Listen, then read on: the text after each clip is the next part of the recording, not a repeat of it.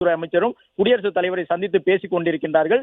இதன் தொடர்ச்சியாகத்தான் மிக முக்கியமான ஒரு திருப்பமாக இந்தியாவில் இருக்கக்கூடிய அமெரிக்கா உட்பட அனைத்து நாடுகளின் தூதர்களுக்கும் தற்பொழுது நம்முடைய மத்திய அரசு நம்முடைய தூதரகம் அழைப்பு விடுத்திருக்கின்றது.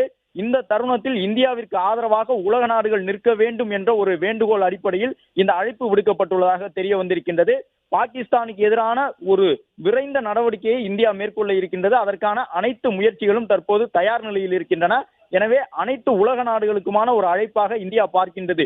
இந்தியாவை பொறுத்தவரை உலகின் அனைத்து நாடுகளுடன் நட்பு பேணக்கூடிய ஒரு நாடாக இருக்கின்றது. உலகின் மிக முக்கியமான அனைத்து நாடுகளும் இந்தியாவுடன் தூதரக உறவை வைத்திருக்கின்றன. எனவே நாளை இந்தியா பாகிஸ்தான் இடையிலான ஒரு நேரடியாகவோ மறைமுகமாகவோ ஒரு யுத்தம் ஏற்பட்டால் அந்த தருணத்தில் எந்த ஒரு நாடும் பாகிஸ்தானுக்கு ஆதரவாக இருக்கக்கூடாது. அதுதான் ராஜ்ஜிய ரீதியாக இந்தியாவிற்கு ஒரு சாதகமான சூழலை தொடர்ந்து ஏற்படுத்தும். அந்த அடிப்படையில் தான் இந்த சந்திப்புக்கான ஒரு அழைப்பு விடுக்கப்பட்டிருக்கின்றது.